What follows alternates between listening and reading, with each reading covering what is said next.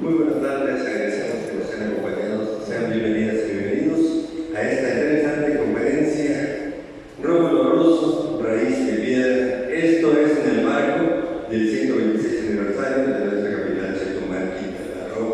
El día de hoy vamos a darle lectura a una breve semblanza de la gran trayectoria que tiene como escritor, como editor, Yesito Andrea Central, que nació en Bogotá y desde el año de 1999 radica aquí en Chetumal, Quintana Roo, en nuestra capital. Él es editor y escritor, egresado de la Facultad de Filosofía y Letras de la UNAM, director y fundador del Paro Editores. Entre sus obras destacan Árbol de Tinta, poesía del año 2003, La Ruleta del Plagio, año 2018, novela en la primera edición en Colombia, segunda y tercera en México. También Dolor y Amor por Palestina, en antología Poesía Palestina. Tenemos a Rómulo Rosso, escultor icónico, una iconografía inédita. También la novela inédita M en la cárcel. Él es editor de antología de cuentos quintanarroense en el año 2020. Hay mujeres, premio de cuento peninsular en el año 2021. Chetumal en 100 palabras en el año 2022. Quintana Roo en 100 palabras 2023. Vigilia Poética 2022, una compilación de la red de poetas con el pacto histórico. Y también Poesía Palestina, la breve antología del río al mar. Es el escritor, editor y excelente conferencista, a quien vamos a dejar en este momento, se da la palabra, brindando también el aplauso fuerte de Yesito Contreras. Gracias, buenas tardes, gracias por la asistencia. Este trabajo es parte de una investigación que yo llevo realizando prácticamente desde que me enteré que un compatriota colombiano había estado en Chetumal trabajando en los años 30 en dos obras que son muy importantes y representativas prácticamente del patrimonio cultural de nuestra ciudad, de Chetumal. El título Raíz de Piedra tiene que ver con la esencia de este artista, que era básicamente escultor, desde luego hacía pintura también, pero básicamente se dedicó a tallar la piedra en un hallazgo que hizo a su llegada a México después de un largo periplo que vamos a recorrer.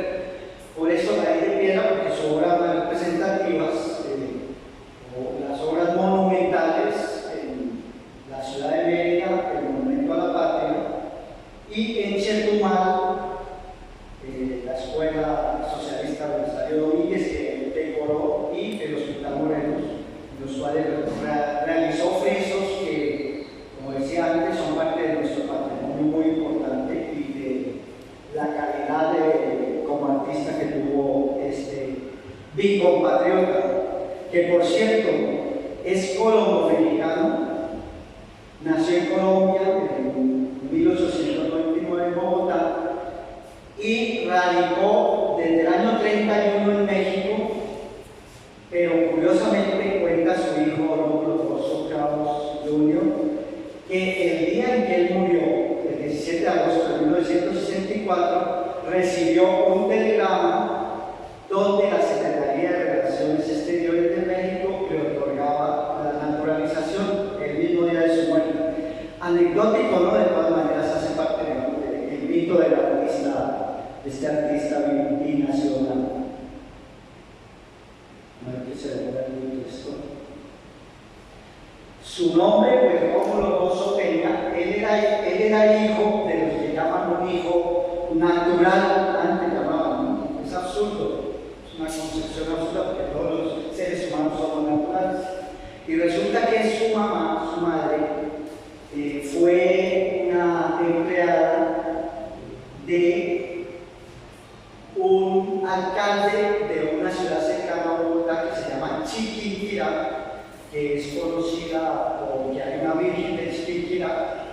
Y entonces pues él tuvo una relación con la mamá de Rómulo y por eso no se sabe a ciencia cierta dónde fue que nació, si en Chiquinquirá, donde seguramente fue concebido, o en Bogotá, que es la ciudad capital de Colombia, en donde seguramente su madre dio a luz. Ahora, Rómulo Rosso, en su periplo desde muy joven, empezó a mostrar muchas facultades como artista y escultor, en particular como escultor. Hay una anécdota de cómo él encontró la vocación en una visita que hizo a la Catedral de Sal, en una ciudad cercana a Bogotá, que utilizaban los indígenas, muiscas o chichas originarios de esta región, de donde pues es heredero, obviamente. Y entonces resulta que en esa Catedral de Sal, cuando él fue niño, lo llevó la madre y tuvo una revelación, una epifanía, y resulta que él miraba las imágenes de esta catedral, que son hechas todas en sal y es subterránea, en la antigua mina. Y entonces él sintió que hubo una revelación y que la Virgen le mandó un mensaje. Él le preguntaba, pues, en ese culto, es una catedral, es una iglesia, pero bueno, también es una mina, es un sitio turístico. Entonces le preguntaba a la Virgen y no tenía respuesta, hasta que en un momento dado, él pues decía, no me da respuesta, pero resulta que empezó a mirar el entorno y como que dijo, claro, lo que yo voy a hacer es lo mismo que hay aquí, esculpir la piedra, es decir, en este caso la razón de sal. Entonces esa es la epifanía de Rómulo Rosso. De pronto puede que sea creación de su hijo,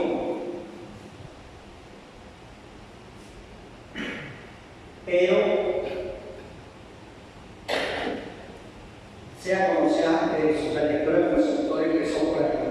Él nació en una Bogotá humilde a finales del siglo antepasado ya, en 1899, o vivió ahí cuando Bogotá era una ciudad muy pequeña, y realmente su situación social era tan marginal, pues que muy difícilmente él podía ni siquiera pensar en estudiar. De hecho, de niño sufrió bastantes limitaciones, además de que su papá pues siguió en Chiquinquirá, un gran funcionario, alcalde del pueblo, digamos, un terrateniente, y se desentendió de él. Por fortuna le dio el nombre y el apellido también, cosa muy rara en ese sector, ¿no? Aquí aparece una imagen de él muy joven con su madre, una mujer muy augusta, Antonia Peña Lucero, pues que se dedicaba a lo que hacían las mujeres humildes en Bogotá en esa época, que era lavar ropa en las quebradas. Pues Bogotá está entre las montañas y había bastante agua en ese entonces se dedicaba a esas labores de prestar servicios domésticos, mientras el joven empezó a estudiar y a desarrollar desde sus primeros años. Aquí hay otra foto de él, a los 21 años, y empezó a estudiar en una escuela técnica que todavía existe, y a trabajar como, siempre la piedra está en el camino del Rosso, a trabajar como picapedrero en la construcción de una estación de ferrocarril en Bogotá, que en ese entonces, años 10 al 20, se empezaba a construir, todavía existe un movimiento pues, arquitectónico importante, pero él trabajaba picando piedra, seguramente viendo cómo hacían los muros, la decoración de la época, etcétera, etcétera. Entonces, esa vocación de escultor, después de estudiar en el Instituto Técnico, encuentra un empleo en la Embajada de Chile y resulta que ella estaba, pues ya empezó a desarrollar su capacidad artística, y el embajador, que es este señor que está aquí representado, le dice que le elabore este busto. Él se llamaba Diego Dublé. Entonces él le dice que era un busto, y pues la verdad parece que era en la época para la juventud de 18 o 17 años.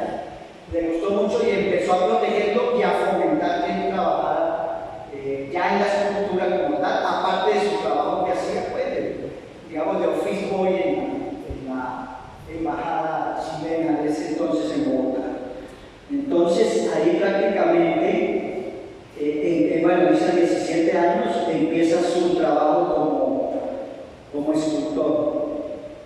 Ya les conté lo de la catedral de Zipaquirá, esa revelación que tuvo y que hizo que de alguna manera Rómulo Rosso se encontrara con su destino artístico. Aquí aparece una lista de donde estudió en varias partes, Academia de Bellas Artes de San Fernando, en los años siguientes, pero eso ya fue cuando estuvo en España.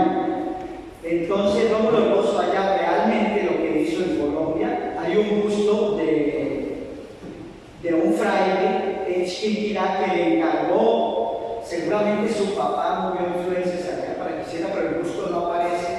De hecho, yo he ido ahí a ese pueblo a investigar y no hay mucho rastro de él. Hay una casa de cultura con algunas fotografías y nada demostrativo, porque realmente lo que él hizo como artista en sus primeros años fueron esas dos obras y los conocimientos.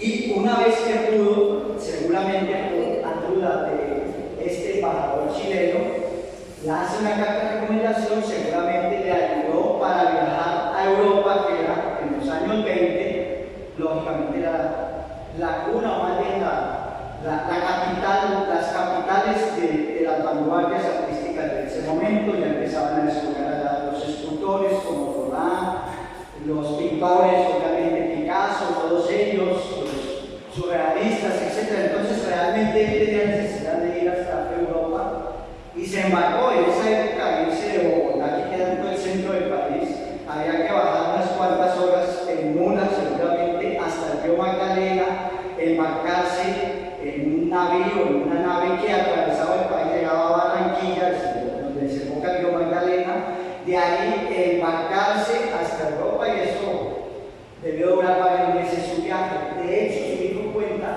que él en el barco, el viaje en el barco por el río Magdalena, que es el mismo escenario de la novela de García Márquez en la de los tiempos de cólera. Por cierto, en ese escenario pues él se ganaba la vida haciendo muñequitos de madera y vendiéndoselos a los viajeros que generalmente eran comerciantes o gente pudiente que bajaba hasta la costa para irse a Europa o a Estados Unidos desde el puerto de Barranquilla. Entonces, bueno, así llegó, se estuvo unos días en Barranquilla en el año 23, él tenía 24 años, 22 a 23, y entonces él se gana la vida como instructor de arte y enseñaba pues dibujo y artes técnicas en escuelas de Barranquilla para financiarse, para embarcarse luego en un barco, obviamente hasta como marinero, como joven ayudante, como fuera, y finalmente, bueno, llegó a Sevilla, luego desembarcó, fue hasta España, y digamos, en Madrid ya empieza su proyección, su formación también, pero él también ya llevaba una inquietud que es la base fundamental de su trabajo artístico, que es recoger las raíces de los pueblos originarios prehispánicos, primero de Colombia. Colombia es un país que no tenía grandes culturas como las mesoamericanas, sino que estaban regadas. Entonces él recoge las raíces del pueblo muisca, inclusive sus facciones son indígenas de la gente originaria de Bogotá en ese entonces, y empieza a trabajar en ese sentido de recuperar esas raíces. Él tenía muy clara esa idea, era ir a Europa para asimilar la técnica, lo cual hizo de la vanguardia, de todo el movimiento que había en Europa, pero ya llevaba claro qué era lo que quería hacer con sus aptitudes artísticas. Efectivamente, pues cuando llegó a Madrid estuvo en un taller muy importante donde le enseñaron no orfebrería, sino vaciado de metales, o sea, escultura vaciada en metales, en un taller muy famoso de San Fernando, y después ya dice, no, hasta aquí llegué, me voy a París, que realmente sí era el centro de las vanguardias artísticas que había en ese momento, en los años 20, estamos en el año 23-24.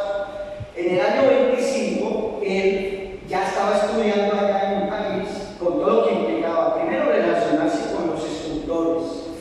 Fue discípulo de Bordet, que fue a su vez un discípulo del gran maestro Rodin, que fue el que hizo y es famoso en general por la escultura esa del pensador.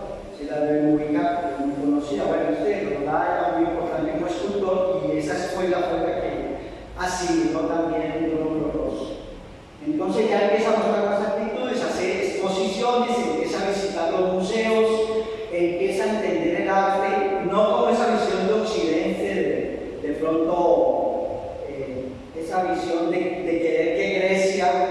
sea la cuna del arte de Occidente, sino que también África, también Asia y también América Latina tenían cosas que aportó a la humanidad desde el punto de vista del arte. Entonces él sigue formándose una idea, viendo el arte egipcio, viendo el arte hindú, el arte de las culturas, mesoamericanas también, de las culturas africanas. Entonces empieza a desarrollar y finalmente en ese periodo crea esta escultura que se llama Bachué, una diosa muisca, que es algo así como una Excel, pero muisca de chichas, y entonces la representa con los elementos escultóricos del momento, pero también guardando la tradición. Hay un gran trabajo ahí simbólico con las figuras, una mujer desnuda, hay una alusión a la serpiente, que en todas las culturas de América siempre tuvieron un papel preponderante en su mitología, en sus leyendas. Bueno, hay una serie de elementos, la representa como una mujer, etc. Es una gran obra escultórica que tuvo también una suerte muy rara. Pero ya estaba llegando la hora de Rómulo Grosso, porque en esa época se acostumbraba, los artistas se tomaban fotos con sus obras. El mismo Rodin y todos los franceses tenían gente, fotógrafos profesionales que tomaban fotos y que hacían para proyectar su obra y dejar muestra también, no solo la obra como tal. Pues así fue que llegó la Bachué a Colombia, con un gran impacto, porque ya no era pintar angelitos, ni negros, ni blancos, ya no era pintarle los personajes de la mitología clásica de Grecia y de Roma, que era lo que acostumbraban a hacer en Colombia, esa idea un poco anticuada y poco original de traer lo clásico a Colombia, pues cuando realmente, o a América, cuando aquí poseamos otras cosas y las culturas prehispánicas daban otros elementos artísticos. Entonces se crea un movimiento en Colombia a partir de estas fotos. En esa época, el 95 hizo esta obra, y entonces se crea un movimiento, y Rosso es considerado como el renovador o el modernizador, el que empezó realmente a colocar el arte colombiano en su momento vinculado a las raíces, a la sociedad, y también dejando atrás ese periodo clásico de las Minerva, de las Venus y de esos seres mitológicos de Occidente, de Europa, ¿no? Entonces esa es la importancia que tiene la Bachué. Y bueno, pues esta obra tuvo una curiosa vida. En una exposición a la que contrataron a Rosso en 1929, que se llamaba Exposición Universal de Sevilla, la exposición era como una muestra cultural en ese momento de los países del mundo, en una zona de un parque de Sevilla, una amplia área, digamos una amplia área no habitada, no construida, en el cual los invitados le daban un pedazo de tierra para que construyeran una casa representativa de sus países.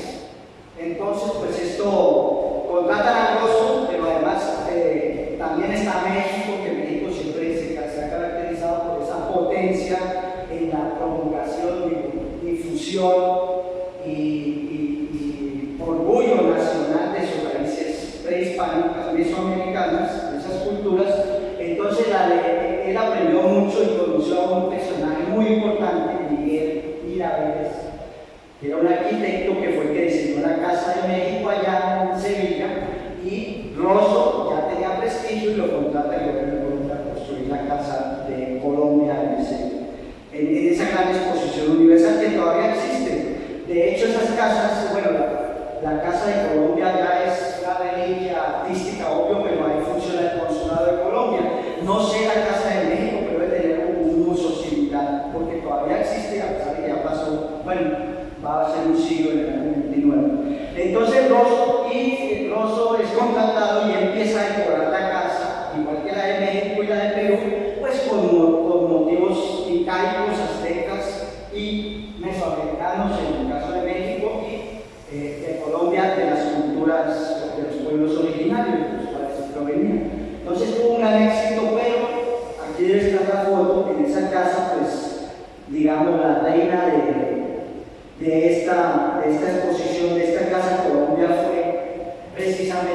Lavachué, que generó una revisión en el movimiento artístico, a partir de una foto nada más.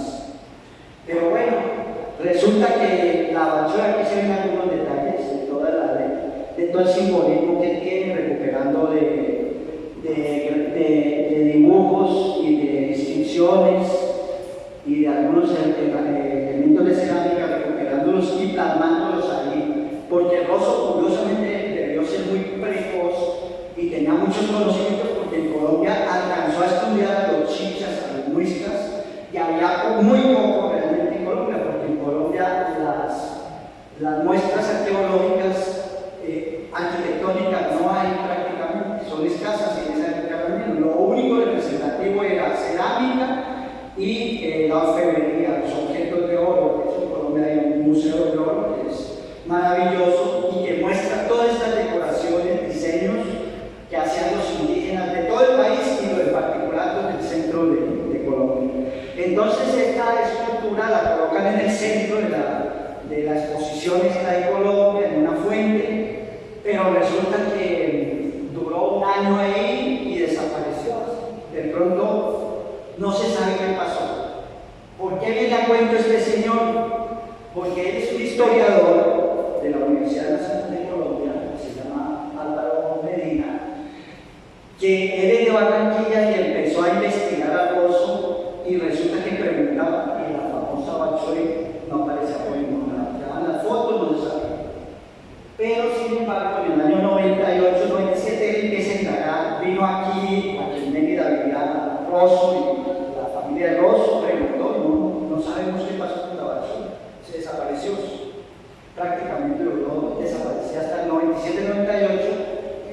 El trabajo de este investigador hace que llegue a preguntar, indagar quién la había comprado, qué había pasado. Finalmente la había comprado un funcionario de la embajada colombiana en París en esa época, que la prestó para la exposición y luego se la volvió a llevar y ya la transportó hasta Colombia y estuvo perdida hasta el año 97, que este señor empieza a investigar. Y realmente es curioso porque él es de Barranquilla y la familia de apellido Moreno, que tenía la obra original de Lavachué, vivía a unas cuadras de donde él estaba. Realmente estaba ahí cerquita, pero no sabía. Pero bueno, por una serie de interacciones se dio cuenta, visitó y ellos tenían en la sala la famosa Lavachué. Este señor hace la primera exposición y se recupera Lavachué. Pero Lavachué también tiene otra historia ahí curiosa, porque como es muy dado a los gobiernos colombianos, les importa un bledo la cultura, los dueños la ofrecen al Ministerio de Cultura, no les importa. Banco de la República, que a veces tiene no les importa, y resulta que la compra un mecenas, un coleccionista de arte, que debe ser pobrecito el señor, una colección de arte muy grande, y él es el dueño de la famosa Lavachué. Se llama José Darío Gutiérrez, que publica un libro, hace una fundación de Lavachué y publica este libro. Por ahí traía el tercero en el carro, pero publica ese libro y por eso estoy en contacto un poco. Bueno, vamos a hacer algún trabajo sin lograr completar todo el cuento. Y lo que más me interesa era ir a conocer Lavachué. Es una pieza de granito que fue importada en Checoslovaquia y que ahora tiene él así en un lugar privado, en un apartamento muy lujoso en su colección de arte. Aquí aparece una fotografía de esa, está Lavachué y Rómulo Rosso en la exposición universal. Bueno, diversas opiniones aquí se mencionan sobre el movimiento Lavachué. Hay opiniones diversas, casi todas favorables, destacando la calidad y la recuperación y sobre todo la simbología que trabajó Rómulo Rosso en su obra, ¿no? Estas figuras, por ejemplo, que son evocaciones de cierta manera del arte moderno y también evocaciones retomadas de algunas figuras de cerámica del arte del prehispánico en la zona central colombiana. Decía, por ejemplo, en los años 20 y tanto, mi arte no tiene salida comercial porque él estaba innovando. Igual le pasó a Picasso, igual le pasó a mucha gente que no vamos a vender. El problema no es vender, el problema es crear nuestro arte de acuerdo a lo que pensamos. No es un arte pomposo. Bueno, dice ahí que no se logra porque se tenga muchas dificultades, a lo mejor por eso la obra está acabada. Seguramente muy barata, que necesitaba y estaba en París y no tenía quien le mandara, no había DHL para que me giros en esa época. Entonces, bueno, aquí más o menos resume su sentimiento y la situación que tenía Don Doloroso. Aquí hay una serie de fotos ya de esta exposición iberoamericana de Sevilla o universal, que duró prácticamente un año hasta la Casa de Colombia.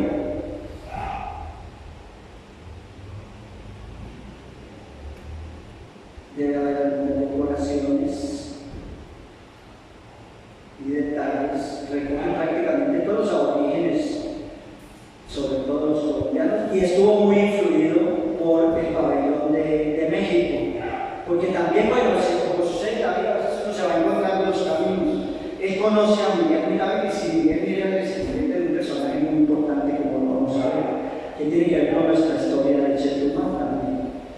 Bueno, estos son algunos detalles, pabellón Colombia, figuras casi todas evocadoras y simbólicas de las culturas originales.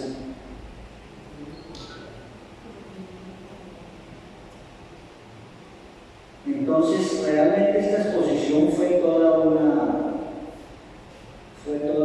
aprendizaje para Rómulo.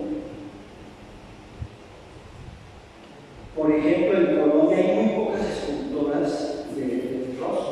Nació en el 99, se fue en el 23 a Europa y ya nunca volvió. Esta obra es un fundido en metal que está en el Museo Nacional de Colombia y es de las pocas. Hay algunas otras obras menores que no alcanzó a hacer obra monumental como sí hizo en México. Entonces, este se llama Llamador de la Puerta del Paraíso, que tiene una representación de Ariel, etc. Todo lo que implica. Y empieza su periodo en México, él llega más o menos en el 31 o 32, y hace esta exposición es el Palacio de Bellas Artes. Si ustedes aquí pueden observar esta figurita, no sé si por aquí en Chetumal se vea, pero tuvo un destino muy raro. Artista de Japón. Se llama Pensamiento. Había una versión femenina y esta versión del campesino mexicano de la época revolucionaria, en la cual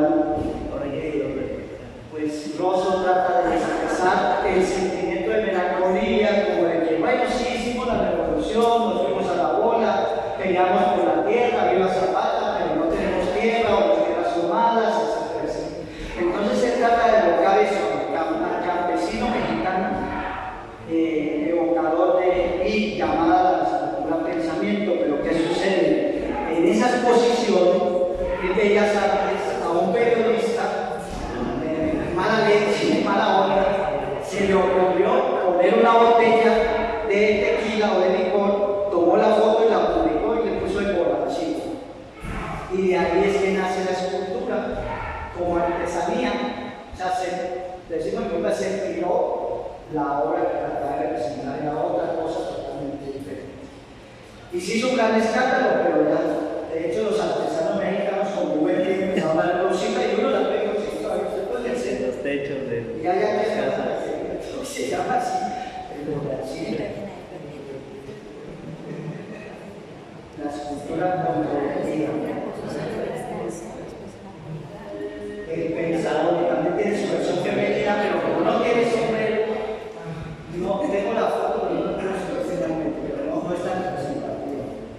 Entonces, eso pasó, pero además esta escultura, había un congreso indoamericano en Bolivia en 1952, pero en esa época Bolivia eran golpes, había una revolución también de mineros y campesinos en los años 50 muy fuerte. De pronto es la segunda revolución más importante que hubo en la época después de la Revolución Mexicana, que no logró llegar al poder, pero había un congreso allá indoamericano y esta figura la proponen de México para llevarla a la embajada de Colombia. Sí, mandémosla, la mandan a La Paz, llega a La Paz estaban en golpe de Estado. Bueno, nunca se hizo el Congreso aquí. La obra se quedó allá, y al fin ese Congreso lo hicieron creo que en Pascua, los 52, 53.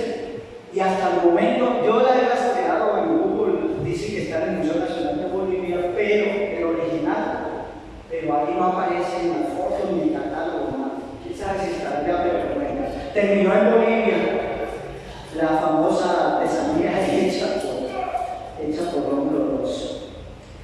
Otra serie de trabajos menores, pues esta serie de maternidades, ya son figuras muy acorde con la época, muy estilizadas, las facciones no les detalla tanto, y empieza a ser pues una obra importante en México.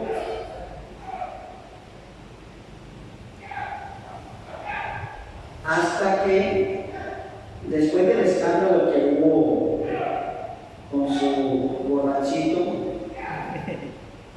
pues él empieza a buscar nuevos caminos en México, porque estuvo en la escuela dictando clases en el Esmeralda, dictando clases como tal, pero bueno, él sigue quedando su obra y se encuentra con el gobierno de Lázaro Cárdenas, que tiene muchos vínculos con entonces territorio de Quintana Roo, la historia de Quintana Roo, que a veces no nos acordamos.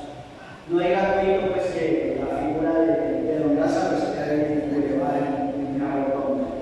Y resulta que a Rosso, que ya tenía cierta fama, lo contratan como artista, bueno, aquí habla de aquel maestro, etc. Lo contratan como artista para la expedición científica mexicana o del sureste, en un proyecto del gobierno de Lázaro Cárdenas, que trataba no solo de cumplir la promesa de restaurar, restituir el territorio de Quintana Roo, que lo había hecho en campaña aquí, en la campaña presidencial, pero me imagino que en esa época la ciencia tomar era muy pequeña, ¿no? Y remota. Creo que estuvo en Escalá, que fue que hizo el discurso, y recibió la petición de la gente originaria de Chetumal, diciéndole pues que teníamos otra vez un territorio. Este Pascual, el antecesor de él, no me acuerdo, del triunvirato que hubo antes de Lázaro, pues habían repartido Quintana Roo en norte, me imagino que desde Chan Santa Cruz para el norte, a Yucatán, y del sur a Campeche. Entonces ya nos aprenden de nosotros, seríamos campechanos algunos y otros yucatecos, pero el presidente Cárdenas pues logra cumplir su palabra y posibilita que se convierta en territorio, y a su vez que Rómulo Rosso pueda llegar a través de esa expedición científica mexicana como agregado artístico. Venían poetas de Rosado, era una serie de antropólogos, geólogos, etc. en esa expedición que recorrió en ese entonces el Estado, y ahí estuvo Rómulo, con el buen tino de que por su trabajo previo, su fama, ya el gobernador, obviamente mano derecha en el territorio de Lázaro Cárdenas, don Rafael Melgar, pues él viene con la idea de modernizar la capital del restaurado territorio de Canadá. Pues Rafael Melgar empieza primero, pues cambia el nombre de la ciudad, dándole un nombre originario, Chetumal, queda atrás Payovisco en el año 37, y empieza a modernizar la ciudad. Era modernizar, bueno, la población de pequeña, crear un hospital, modernizar, hacer algunas escuelas, de ahí que se dedica a la tarea de construir el Hospital Morelos y la Escuela Belisario Domínguez, tal como la conocemos hoy, en el centro de la ciudad. Entonces Rómulo Rosso es el encargado pero el arquitecto que elaboró el diseño de esas dos edificaciones fue Miguel Miraviles, el amigo que había conocido en Sevilla, su amigo mexicano, y que se encontraron aquí, que también hacía parte de las expediciones científicas, y ellos logran desarrollar esas dos obras, patrimonio de la ciudad, de la mano de Rómulo Rosso. Bueno, tuvo relación aquí con el movimiento artístico, y hay otra particularidad. Rosso está en los años 30 cuando los muralistas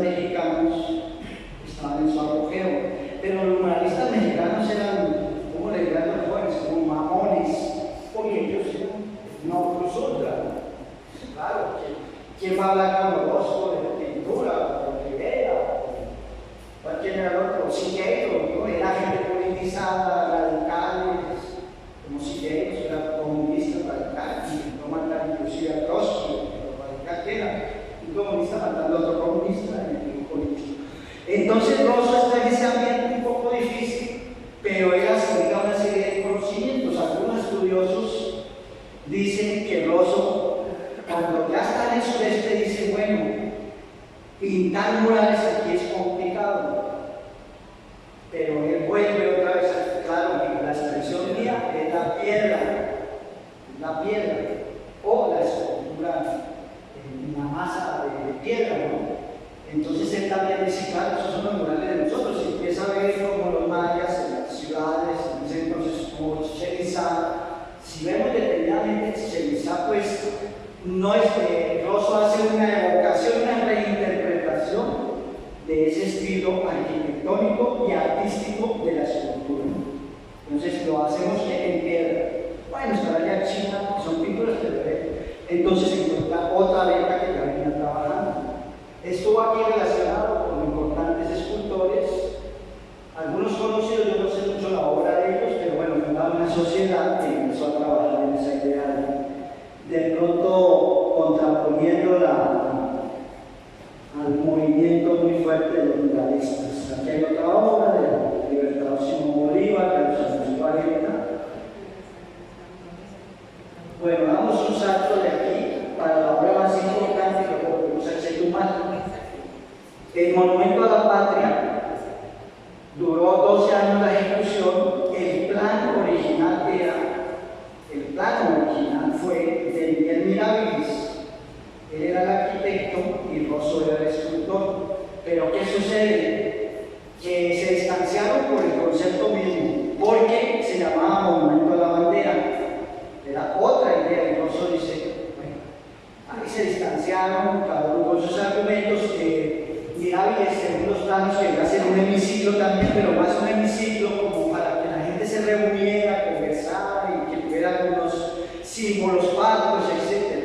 Bueno, se divorcia como en el año 44-45, se pelea casi, y Rómulo sigue trabajando ya con ese proyecto, adecuándolo a su visión, porque él sí decía, hay que hacer un monumento no a la bandera, a la patria, y eso implicaba todo los contenidos que tiene este monumento de la ciudad de Mérida.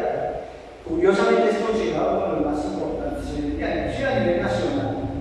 Entonces Rómulo Rosso hace todo el tallado y dice, pero necesitamos otra vez la piedra, ¿de dónde? En México parece que en la península sobre todo se trabajaba la talla de piedra a principios del siglo XX, en estas zonas de Yucatán. Y entonces él dice la piedra del Ticún y otros yacimientos de cuerpo, pero necesito formar trabajadores, es decir, gente que tenga cierta sensibilidad, no albañiles, cierta sensibilidad natural, artesanos.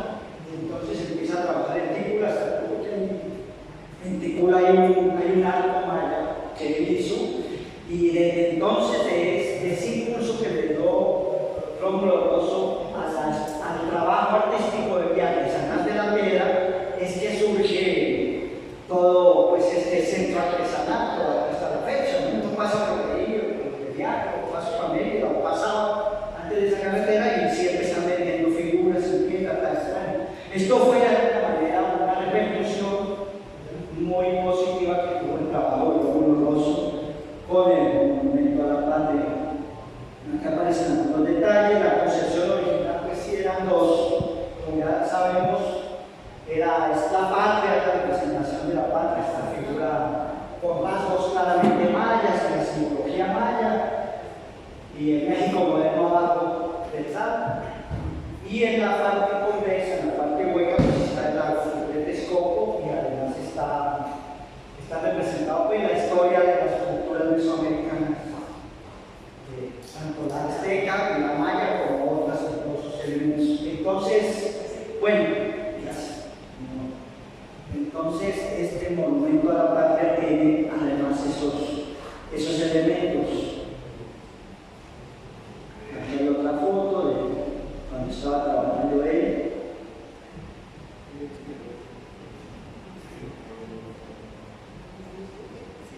Aquí está la portada del libro de su hijo.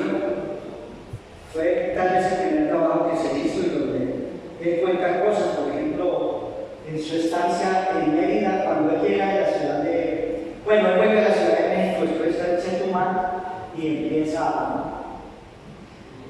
a vivir en Mérida, se vuelve a casar, etc. Pero también componía música y él está muy vinculado a esta trova yucateca que además tiene raíces, bueno, el bambuco tiene raíces originarias colombianas. En los años 13 del siglo pasado llegaron los músicos y rápidamente la gente, los que tenían inquietudes artísticas, asimilaron el bambuco, un aire que conocemos de Yucatán, y entonces lo convierten y empiezan a hacer las letras, inclusive el baile también lo adicionan. Bueno, entonces el Rómulo Rosso también tuvo que ver con la composición y aportes a la música tradicional de la península y de Yucatán. Ahora, volvamos en el tiempo, ya les comenté que él llega en el año 36-37 a Chetumal. Aquí hablamos de Rafael Melgar, de la presencia de Lázaro Cárdenas, y lo contratan para hacer las dos obras monumentales, pero este personaje Rómulo parece que era muy divertido y ahí aparece con un traje típico, entre comillas, en un carnaval, el carnaval de 1937, que fue cuando llegó. Y aquí aparece el primero de los primeros esbozos del escudo del Estado, que no son originalmente de ellos. Este escudo aparece en alguna pintura, creo que del Palacio Nacional, elaborada por Rivera, pero él lo retoma en esa idea de recuperar aquí ya en Chetumal, antes del Monumento a la Patria, empieza un ensayo y es cuando lo contrata para el Hospital Morelos con el diseño de Miguel Áviles, del arquitecto. Pero ¿qué sucede con el Hospital Morelos? Que todavía no tiene ese caudal escultórico para hacer los frisos. Realmente fue como un ensayo muy bien logrado para el Monumento a la Patria posterior, pero tiene su importancia. Primero porque es en nuestra ciudad, y segundo porque hay que protegerlo y recuperarlo. Lo malo es que el acceso, como es un hospital público, materno-infantil, pues el acceso es limitado, es como que yo he notado que no se fomenta como punto de interés turístico, porque hay un turista que no solo viene a la playa Marisa, sino también viene por la cultura, y esto es parte de la cultura de nuestra ciudad, del Estado como tal. Entonces las figuras que él representa, pues bueno, aquí hay una estilización de este símbolo de la medicina como tal, la serpiente, que tiene que ver con la cultura prehispánica mesoamericana, etc. Hace toda una interpretación en el Hospital Morelos.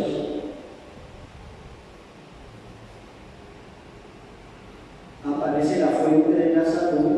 No sé si ustedes han tenido oportunidad de visitarla, pero la fuente de la salud es bastante importante porque representa al estado de Quintana Roo en ese momento.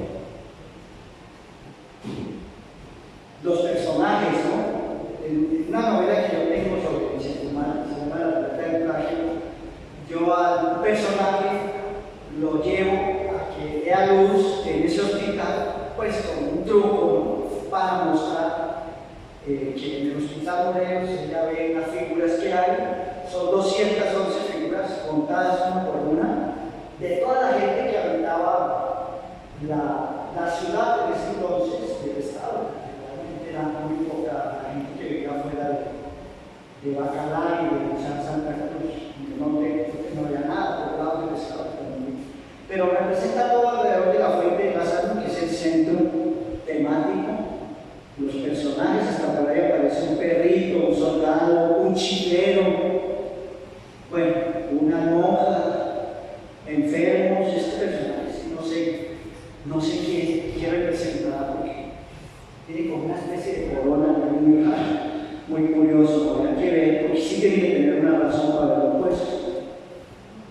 Y lo más importante de los hallazgos que también el personaje de la novela hace es que él representa el dios descendente de Tulum.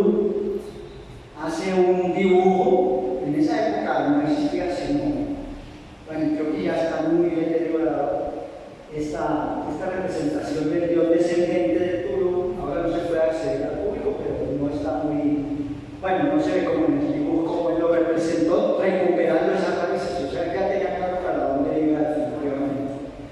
Y ese es uno de los elementos de decoración más importantes. Hay una puerta que está encima,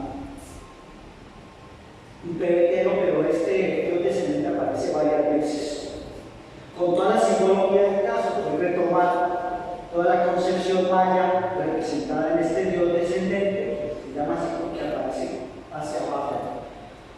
Y bueno, es una representación muy importante de esta cultura. Igual las griegas, desde luego la serpiente, los crótalos de la serpiente cascabel y otras figuras que aparecen acá, diseñadas por Rómulo a partir de su conocimiento de los frisos y la decoración de los mayas originalmente.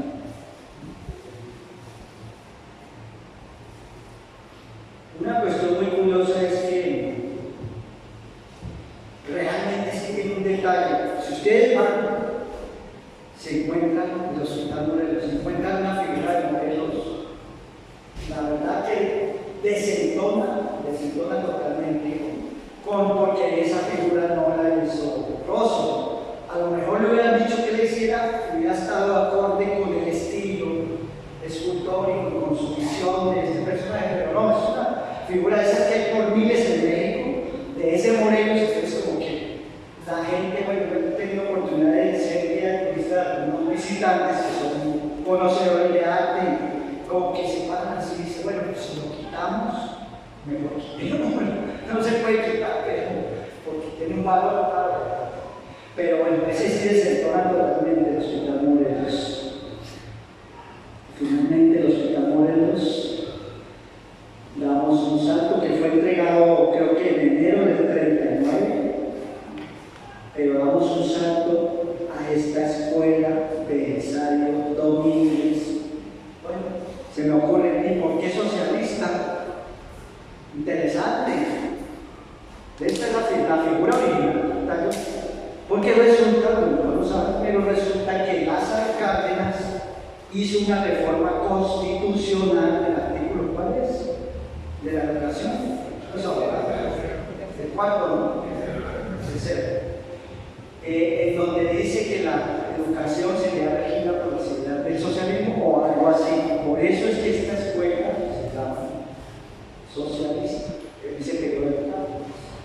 Y obviamente representan pues las raíces del México de ese entonces, las raíces de siempre, el águila sobre el nopal, la serpiente, y las dos fuerzas fundamentales representativas de ese periodo, los soldados y los habitantes campesinos guayaquileños, aparecen ahí representados, 1926-1938. Es decir, yo no he encontrado textos que digan cuáles eran las ideas políticas de Rosso, pero evidentemente estaba acorde con la época, con México y con el mundo, las ideas sociales y las ideas políticas.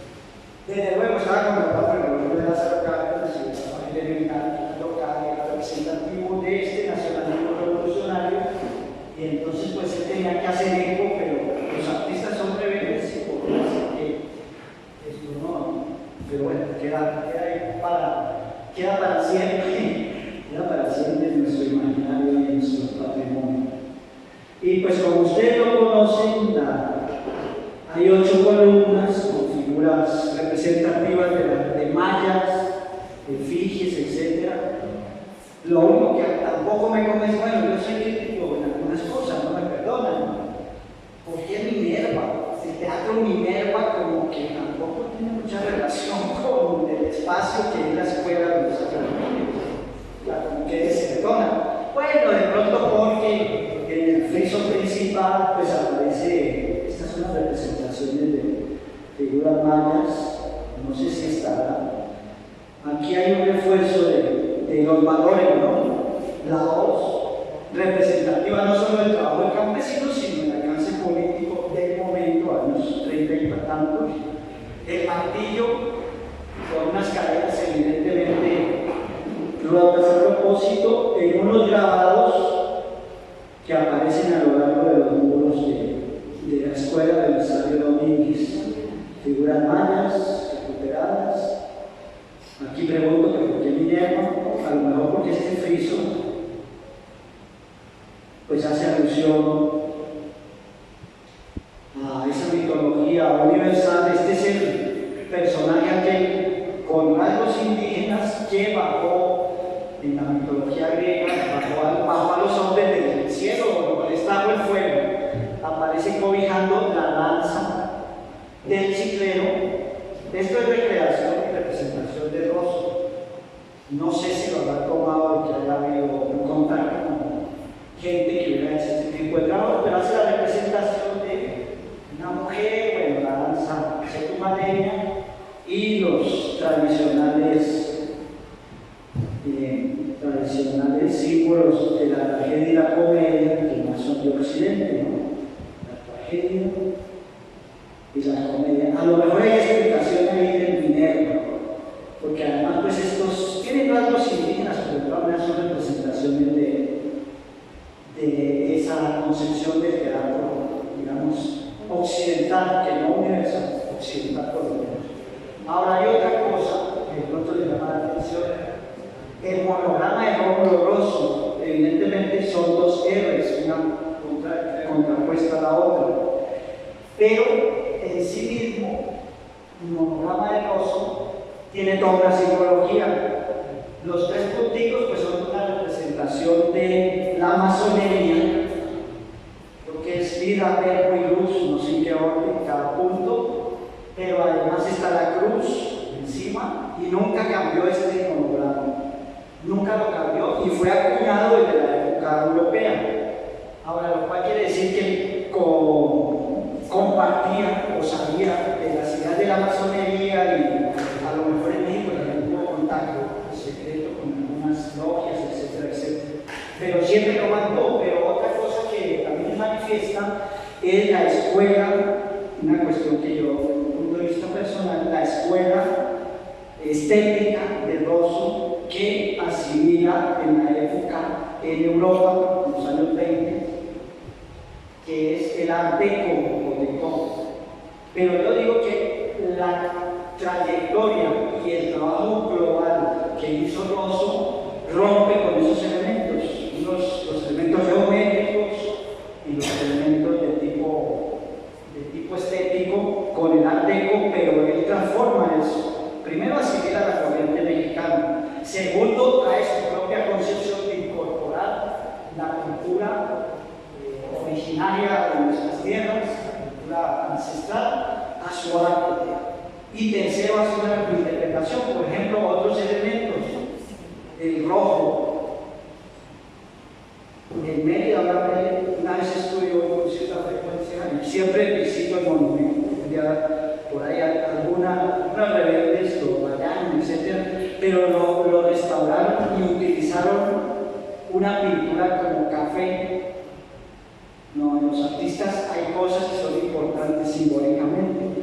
Este color rojo es un color que utilizaban los mayas, que elaboraban para representar sus ideas, claro, cosmogónicas, de la sangre, la vida, el sol, y que lo sacaban de la cochinilla, es un insecto que está en los nopales, lo recolectan y lo procesan, lo secan y hacen un pigmento rojizo. Por eso es que Rómulo Rosso no utilizó otro color. Y en el Monumento a la Patria, y aquí también, obvio, él utiliza esa pigmentación roja, oscura, como carmesí, pues porque tiene un valor simbólico también de la idea de los mayas, una concepción estética de por qué el rojo y todo lo que conlleva. Entonces, bueno, no se puede utilizar cualquier color así, como dicen en mi tierra, a la olla de los cocos, así porque sí. Entonces, también Rosso tiene todos esos elementos que incorporan y que va representando en su trabajo. En la escuela Belisario es más accesible, más amable, legal. Bueno, cuando hay espectáculos también, inclusive, pues hay la representación del nacionalismo mexicano, las ideas de avanzada de la época, de los símbolos de la tradición, etc. Y los escudos de todos los países de América, inclusive ahí aparece dice, pero no es que ahora dice, cultura británica, aparece los Estados Unidos de América, en otro nombre, inclusive creo que España también aparece por ahí. Esa idea de globalizar todo, a lo mejor un poco ingenuo de Rómulo todavía, porque políticamente a lo mejor no lo veía, pero lo representó. Entonces es todo, la Belisario Domínguez tiene una simbología política, ideológica, histórica, cultural muy profunda, con raíces en lo ancestral, en lo mesoamericano, las raíces del mismo México profundo y de toda Mesoamérica. Entonces, pues ese valor que también tiene promover, visitar y cuidar la escuela Belisario. Aquí aparece otra obra que hizo por aquí don Rómulo, el Parque de los Caimanes. Pero los caimanes se perdieron.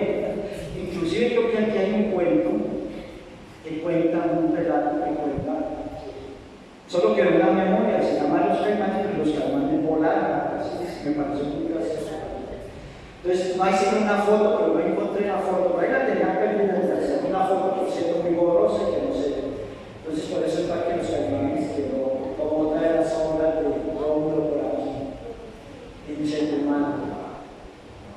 En fin, con la obra de Rosso han pasado muchas cosas. No sé si creo que es la representación de un monumento que hizo en Veracruz para conmemorar el centenario de la ley de reforma de 1857 que hicieron los liberales.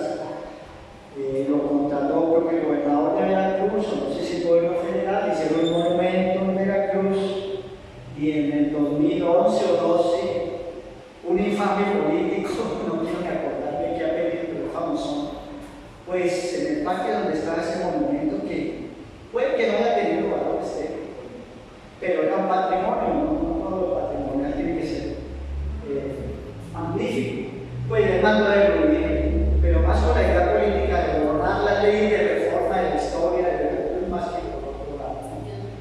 Entonces eso pasó con ese monumento pequeño de Rómulo Rosso.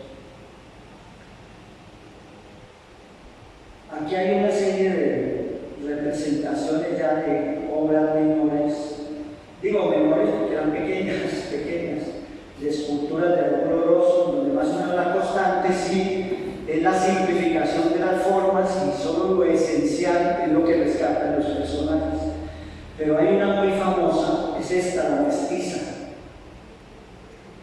Hay un parque en Mérida que tiene una reproducción de esta obra que es como el 38, de la mestiza, hecha por Rómulo Rosso. Es una réplica de la original. Bueno, pues ya casi llegamos al final, que se da hace 60 años, en agosto de 1964, con Rómulo Rosso. Aquí tenemos el símbolo monograma que era uno que quiso hacer. Y muere finalmente, como les contaba, pues muere con la noticia de que estaban atravesados, pero sí, parece que vivía en condiciones un poco limitadas o bastante limitadas. Y pues lo importante es que le una obra valiosa tanto para Quintana Roo, en Chetumal, como para Mérida, yo que por proyección a México, aunque la obra en Chetumal no sea tan magnífica como la de Mérida. Pero bueno, esa es la vida, obra y gracia de don Rómulo Rosso Peña. Esta es la portada de un libro que estoy preparando, que va a condensar pues esta investigación que contaba al principio de don Rómulo Rosso, más conocido en México que en Colombia, su tierra natal. Es más, en Colombia lo llevan un poco a despreciar esas élites de medio cultural en los años 30, pues porque cómo va a recurrir a figuras indígenas, cómo va a recurrir a ideas ancestrales, en lugar de pensar en la tradición grecorromana, greco-latina, más bien, greco-latina del arte que predominaba a finales del siglo XIX y principios del XX, en Colombia sobre todo. Pero bueno, No sé si habrá algún comentario, pregunta, duda, alguna, aporte.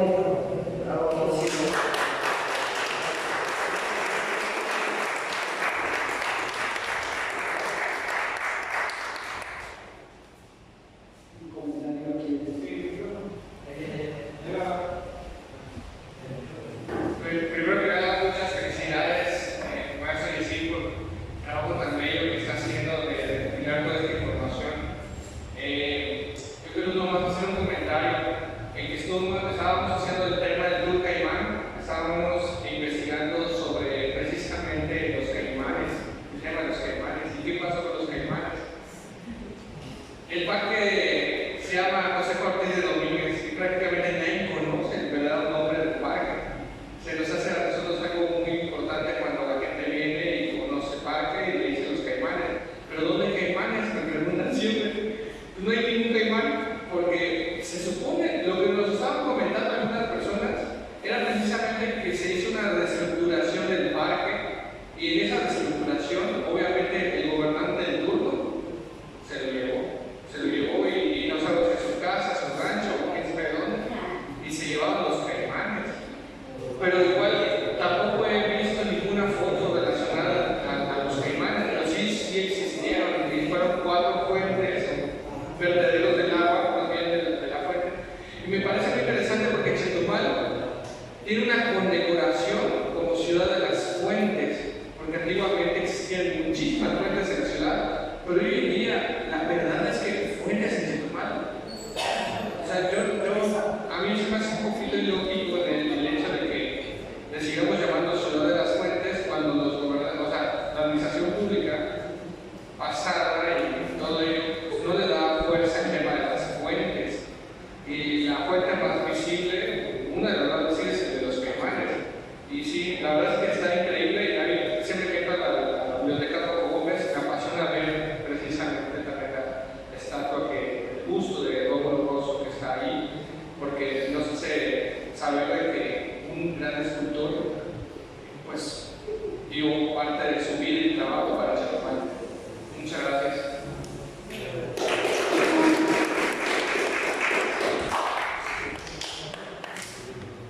Gracias. Pues agradecerle al compañero Yesí Contreras por esta ilustración, por esta recuperación de la memoria. En ocasiones, por desconocimiento, por ignorancia, no valoramos el patrimonio, un lugar natural, cultural. Y yo pues le quiero compartir una anécdota aquí al auditorio y a mi colega, compañero Yesí.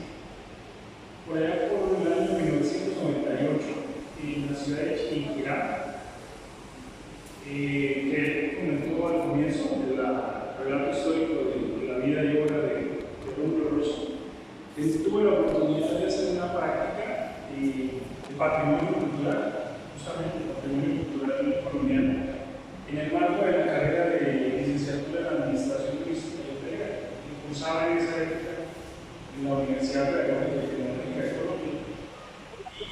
Y luego de hacer el recorrido por la catedral, donde siempre hacen los profesores de la universidad, nos encontramos con algunos vestigios de la obra de Joaquín Candela. Pero lo que nos llamó la atención fue que el profesor nos presentó al único, en esa época, en 1998, al único familiar de Rómulo Rosso. Yo me interesé mucho porque ya lo había escuchado en algún momento, pero como dijo el compañero, Colombia no tuvo un reconocimiento por su obra y su trabajo, ¿no?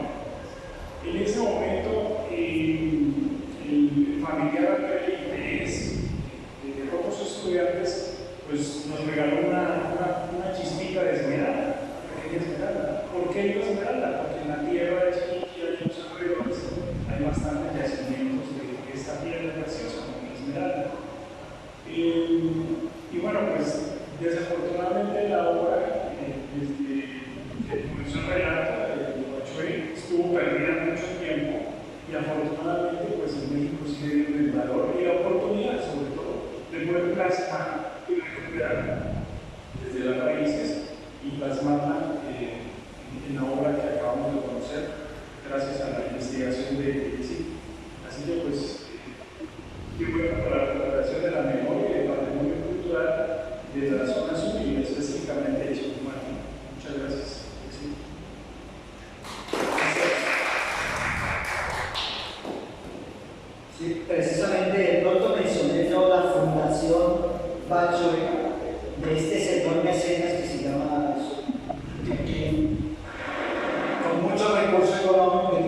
visión y él fue el que se quedó finalmente con la escultura de Rómulo Rosso, que tiene una gran colección de arte colombiano. Pero lo importante es que se ha dedicado a buscar especialistas para escribir o para recuperar a Rómulo Rosso hacia Colombia y otro, hacia México, pero en México hay mucho más trabajo sobre el reconocimiento. Pero él en el campo de ellos ha publicado 3 tomos, muy buena fotografía, ediciones bilingües, gran formato, 40 centímetros por 20, fotografías originales, que en el primer libro me daba el sueño, cuando yo entré en contacto con él, yo le presento todo un programa de trabajo, pero pues ya había otros especialistas que habían avanzado y finalmente me lo fue recortando hasta que quedamos en nada.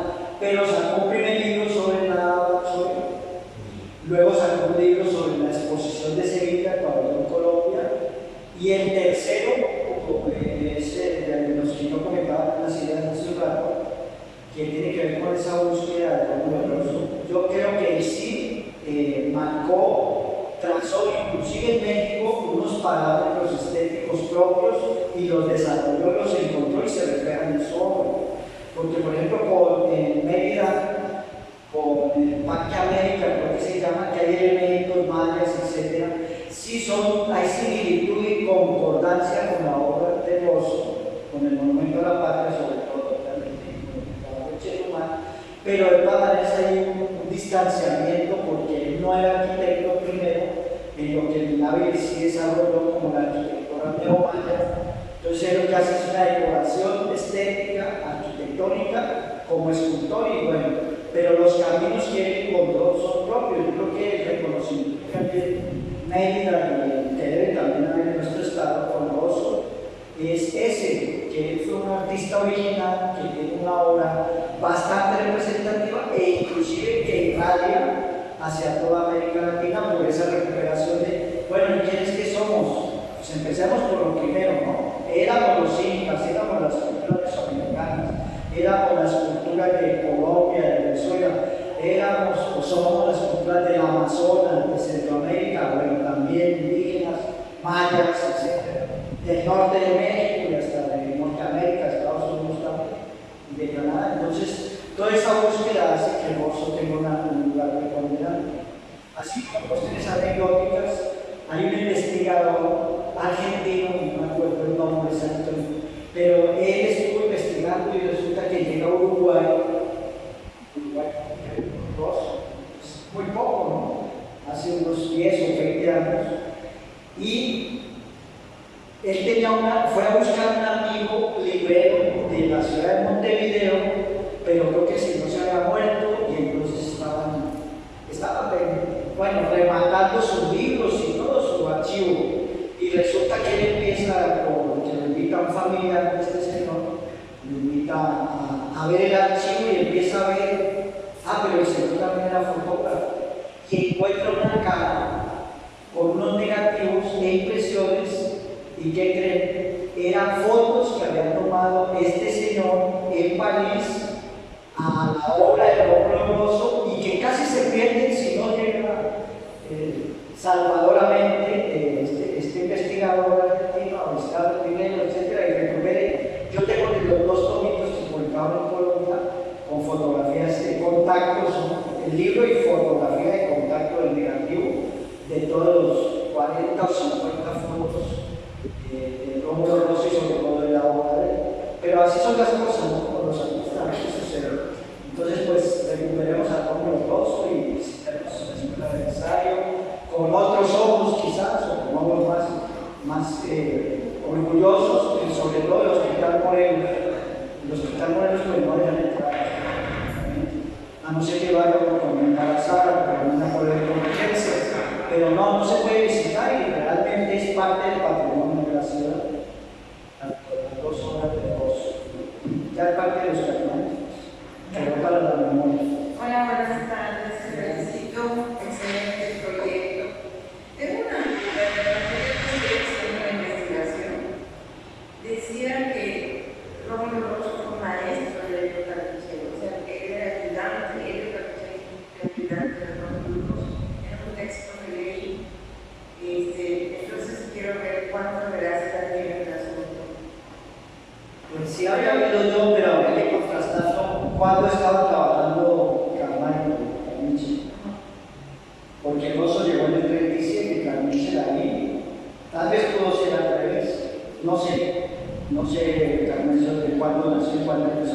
montón.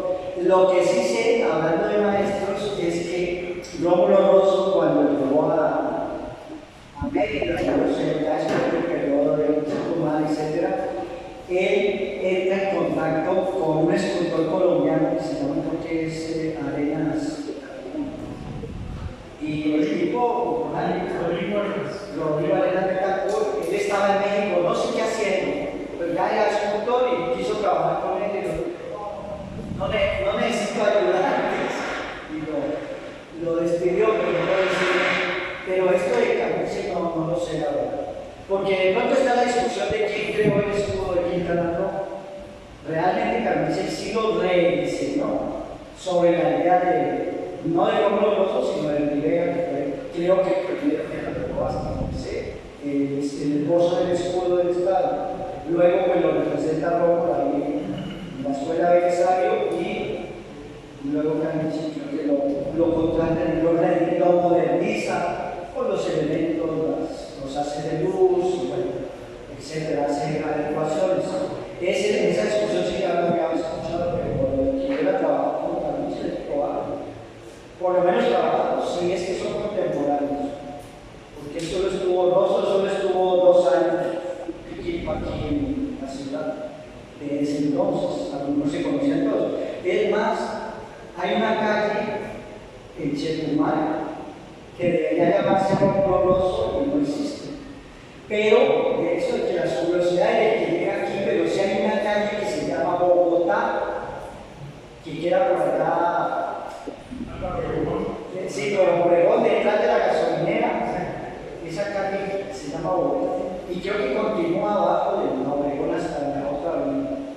Pero si esa calle Bogotá solo se puede llamar por este personaje, supongo. No sé si por ahí habrá otras calles que tengan esos nombres de ciudades en esa zona antigua de Chetumal, bueno, más vieja de Chetumal, ¿no? Que la moderna pues hay una calle Colombia, etc.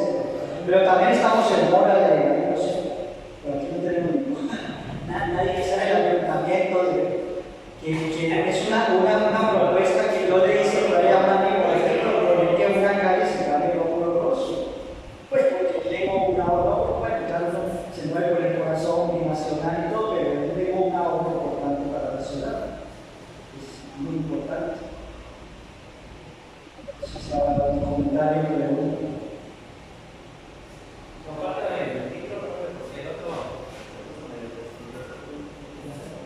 Gracias, Roberto. Pues antes que nada, felicitar al maestro Yacine y quiero hacer un comentario.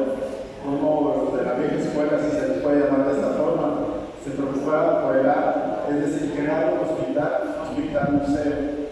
Y les puedo hacer un comentario nada más como chacumareño. Este hospital entró en funciones en el 36-38, luego en el 70 se hizo el IMSS, el Hospital General. Llevamos medio siglo sin un hospital con alto sin alto. Luego, donde estamos situados, es un proyecto del gobierno federal, sobrio, militar, gris, sin adornos, sin presencia cultural, y cómo nuestros gobiernos que formaron nuestra ciudad tuvieron el detalle de contratar un escultor que nos dé identidad, por lo menos se preocupaba por la cultura. Hoy día lo que abunda para protegernos del sol son los domos, donde sea, donde sea, el arte donde queda. El artista por lo menos quiere dejarse huella allá y en vez que se amplíen los espacios, se reducen. Entonces es un gran aplauso para la amigo Yacine, nada más lanzar este comentario. Se preocupa más, está bien por lo deportivo, por lo social, pero no por dejar huella del artista. Y ya para terminar, los caimanes siguieron el mismo camino de las águilas y Cozumel, siguieron el mismo camino del Turbato, siguieron el mismo camino de todo. Por ahí debe estar el negocio. Los caimanes volaron, así se llama, y los caimanes Pues muy buenas noches a todos. Maestro Yacine, muchas felicidades por esta ponencia. Quiero hacer una opinión, más que nada, pues la verdad yo desconocía profundamente sobre Rómulo Rosso. A decir verdad, yo desconozco también mucho sobre las cuestiones de arte. Sin embargo, quiero realmente reconocer que Rómulo Rosso es un total genio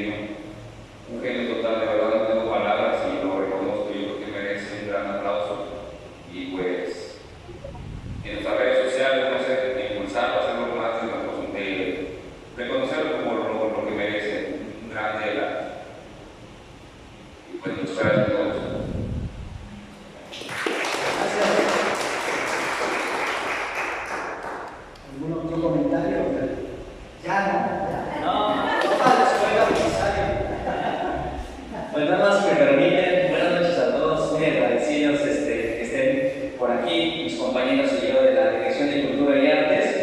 Y pues pedir un fuerte aplauso aquí para el profesor. Así que la verdad es que pues le hicimos la propuesta, más bien por ahí de poder hacer este trabajo en conjunto y en colaboración para el 126 aniversario. No solo puso la disposición de su tiempo y de su trabajo, que pues obviamente está dando una pizca de lo que viene a futuro.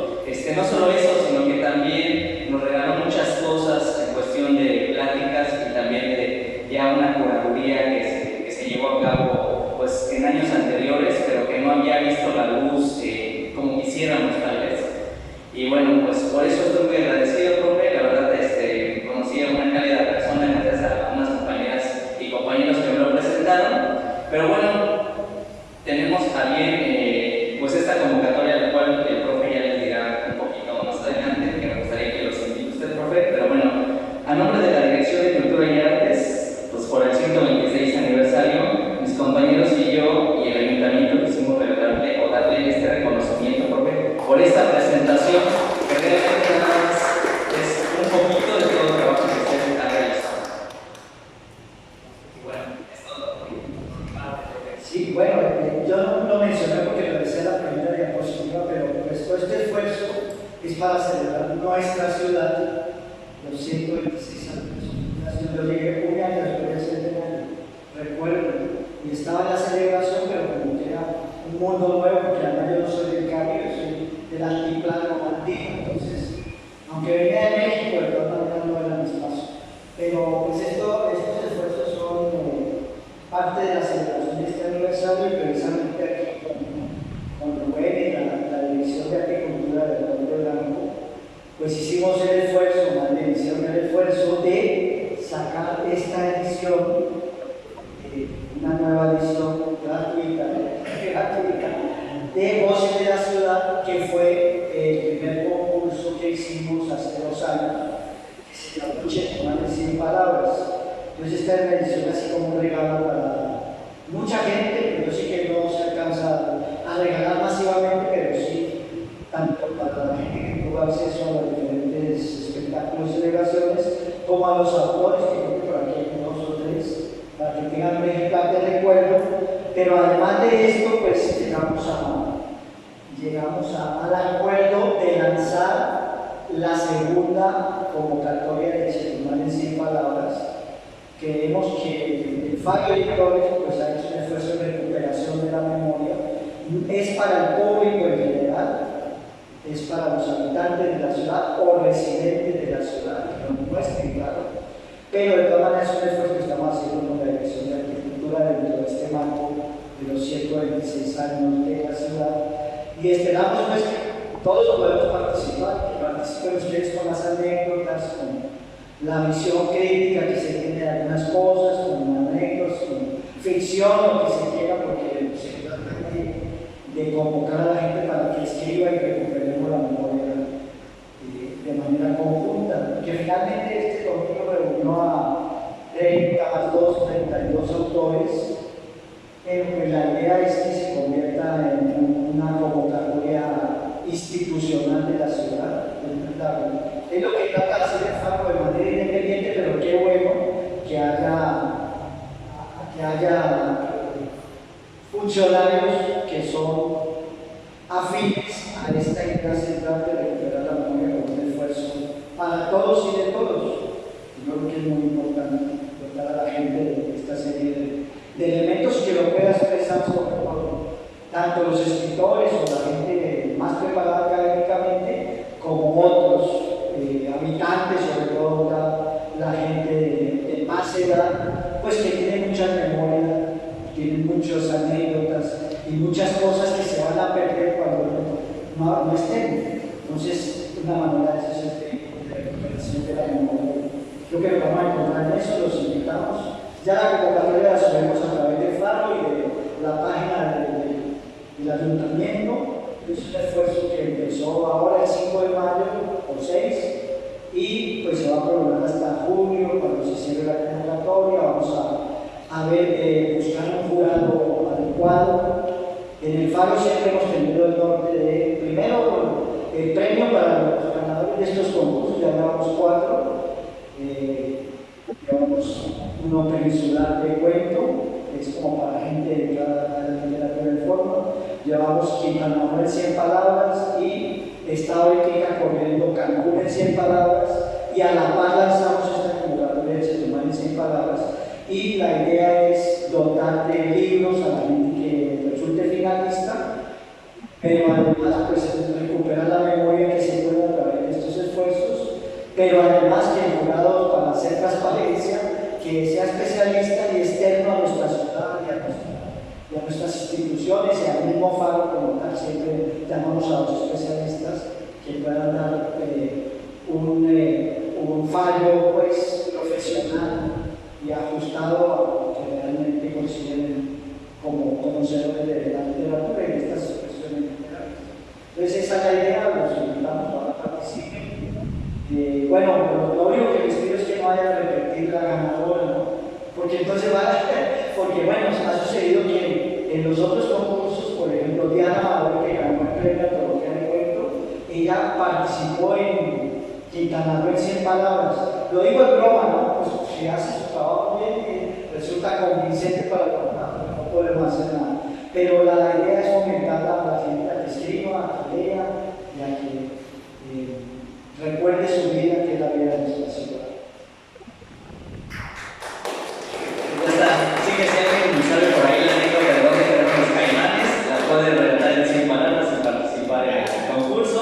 Tenemos unos ejemplares para regalar de Voces de la Ciudad, que con mucho gusto vamos a repartir. Y posteriormente